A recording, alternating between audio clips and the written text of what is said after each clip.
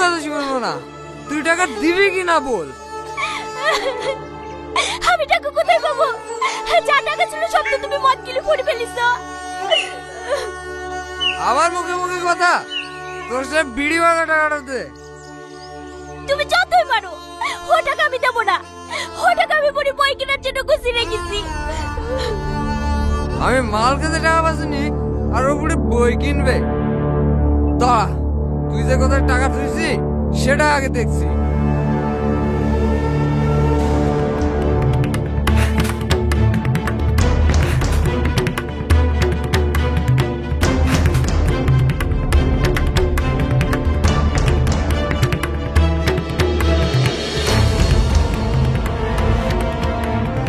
এই তো টাকা দিবিনি বলে। ওগো তুমি আমার কথাটা শোনো, আমি তোমার পায়ে পড়ি, এই টাকাটা তুমি লিও না। ওঠো মামি, তোমার লাগেনি তো? তোকে আর আমি হয়তো পড়াইতে পারবো না রে মা।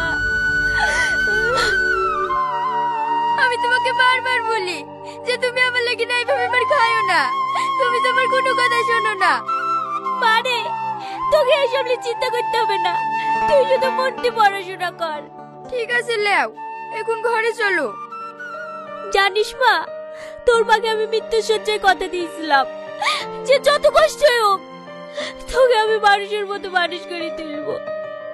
ওসব কথা এখন থাক, তোমাকে বলছি নি, চলো ঘরে চলো।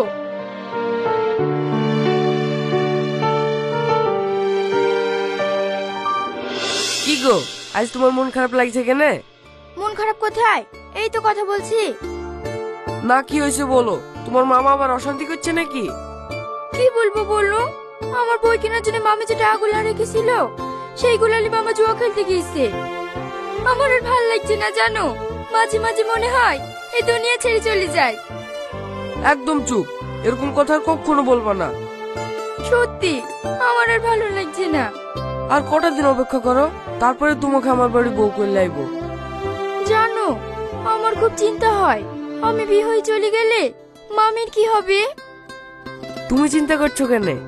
আমার তো মা নাই, সেরকম সমস্যা হলে মামিকে আমাদের বাড়িতে এলে চলে আইবো। সত্যি তুমি অনেক ভালো গো। পাগলি আমার। আচ্ছা আমি এখন আসি, হ্যাঁ, না হলে আবার মামির একা একা রান্না করতে কষ্ট হবে। ঠিক আছে, সাবধানে যেও।